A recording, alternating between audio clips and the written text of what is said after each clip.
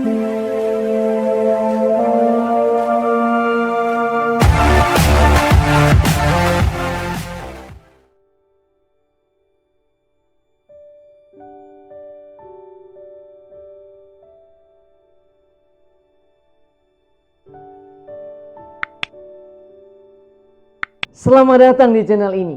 Saudara-saudariku yang terkasih, marilah kita mendalami tema APP pekan ketiga, yaitu pertobatan berarti merombak solidaritas palsu. Kita masih menggunakan pendekatan yang sama seperti pekan pertama dan pekan kedua, yaitu appreciative inquiry dengan 4 langkahnya. Discovery atau penemuan, dream atau impian, desain atau rancangan, dan destiny atau menentukan kegiatan. Pertama, discovery. Mari kita mengingat kembali cara hidup orang tua-tua kita dahulu. Mereka hidup pada zaman yang masih mempraktekkan sistem barter, yaitu bertukar barang atau bertukar benda. Bila ada kedukaan, maka keluarga-keluarga berbondong-bondong datang ke rumah duka. Segala aktivitas fisik secara otomatis berhenti. Tidak ada yang pergi ke kebun karena desa atau kampung sementara berduka. Keluarga-keluarga dengan semangat solidaritas membawa barang, bahan makanan, dan apa saja yang bisa membantu keluarga yang sedang berduka.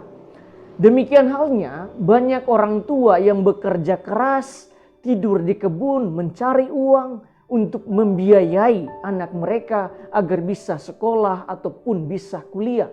Bagi mereka sekolah jauh lebih penting daripada pesta. Bagi orang tua dulu, biar hidup sederhana, hanya makan ubi dan pisang, yang terpenting anak mereka harus sukses. Ketika tiba waktunya untuk beribadat pada hari Minggu, maka mereka akan mengarahkan perhatian mereka ke gereja. Tidak ada aktivitas di kebun. Yang tinggal di kebun harus kembali ke kampung untuk masuk gereja. Mereka tidak berpendidikan tetapi mampu membedakan skala nilai. Yang penting dan mendesak selalu didahulukan. Mereka memiliki sikap bela rasa yang sangat tinggi. Sungguh inilah solidaritas yang benar, yang sejati, dan bukan solidaritas yang palsu. Dalam Injil diceritakan bagaimana Yesus berbela rasa, solidar dengan orang yang mau menggunakan bait Allah sebagai tempat berdoa dan beribadah. Yesus tidak mau orang-orang menjadikannya sebagai pasar dan tentu mengganggu yang lain. Yesus mau menegaskan bahwa jauh lebih penting membangun bait Allah rohani daripada bait Allah insani. Dalam arti tertentu, Yesus mau mengajarkan tentang nilai yang lebih tinggi dan lebih mulia. Kedua, dream.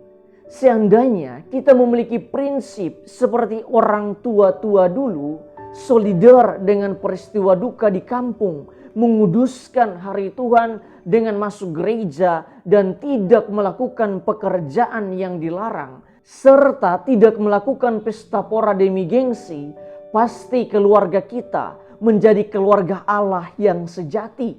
Hati kita menjadi bait Allah yang terjaga. Mari kita menentukan apa yang mau kita ubah sebagai bentuk pertobatan dan cita-cita atau impian kita ke depan. Baik sebagai pribadi, keluarga, sebagai wilayah rohani, rukun, lingkungan, ataupun stasi. Apa yang harus kita ubah agar kita mampu mewujudkan bela rasa dan solidaritas yang sejati, dan mana solidaritas palsu yang harus kita hilangkan secara bersama-sama. Ketiga, desain. Mari kita merencanakan apa yang mau kita buat sepanjang minggu ini sebagai bentuk pertobatan kita. Contohnya, sebagai pribadi, saya berjanji bahwa saya akan melibatkan diri dalam kegiatan-kegiatan sosial kemasyarakatan. Sebagai keluarga lebih mementingkan hal-hal yang bernilai ekonomis daripada pesta-pesta dan hura-hura. Selain itu, juga kita mau menghormati hari Tuhan dengan masuk gereja, ikut kumpulan yang ada dan tidak melakukan pekerjaan yang dilarang. Sebagai wilayah rohani, kita membuat gerakan bersama umat dalam minggu ini dengan memberi perhatian, membantu mereka yang berkekurangan, baik yang beragama Katolik tetapi juga yang beragama non-Katolik. Keempat, disteni atau kegiatan apa yang harus kita lakukan. Misalnya, secara pribadi saya akan menggunakan uang sesuai dengan peruntukannya, yaitu mampu membedakan mana kebutuhan yang utama, mana yang sangat penting, mana yang penting, mana yang tidak penting, dan mana yang hanya untuk pesta pora atau hanya untuk gengsi. Selain itu, menjadi Rasul Kristus dengan cara mengunjungi rumah umat untuk memanggil semua umat untuk berkumpul dan berdoa bersama dalam ibadah wilayah rohani dan ibadah jalan salib dengan tetap memperhatikan protokol kesehatan yang berlaku. Selain itu, kita juga perlu bertekun di dalam mengumpulkan derma APP sebagai salah satu bentuk solidaritas kita bagi mereka yang membutuhkan. Sebagai suatu gerakan bersama umat, kita bisa lebih menghargai lagi hari Minggu dengan tidak melakukan hal-hal yang lain selain mengutamakan pergi ke gereja untuk memenuhi kewajiban kita. Selain itu, kita juga lebih lagi meningkatkan solidaritas kita dalam hidup menggereja, khususnya bagi mereka yang sedang berduka. Sebagai umat Katolik, kita juga semestinya lebih mengutamakan nilai yang lebih tinggi daripada sekedar gengsi.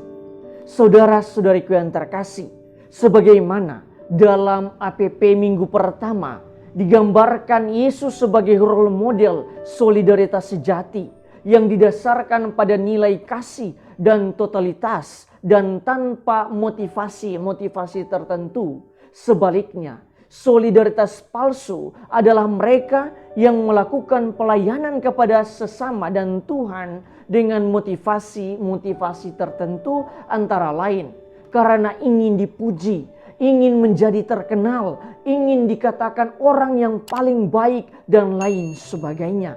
Dalam masa Prapaskah ini, kita diajarkan bahwa solidaritas bukanlah suatu kewajiban, tetapi lebih pada suatu panggilan hati yang senantiasa tergerak untuk melakukan pelayanan kepada sesama yang membutuhkan tanpa merasa hal tersebut sebagai beban.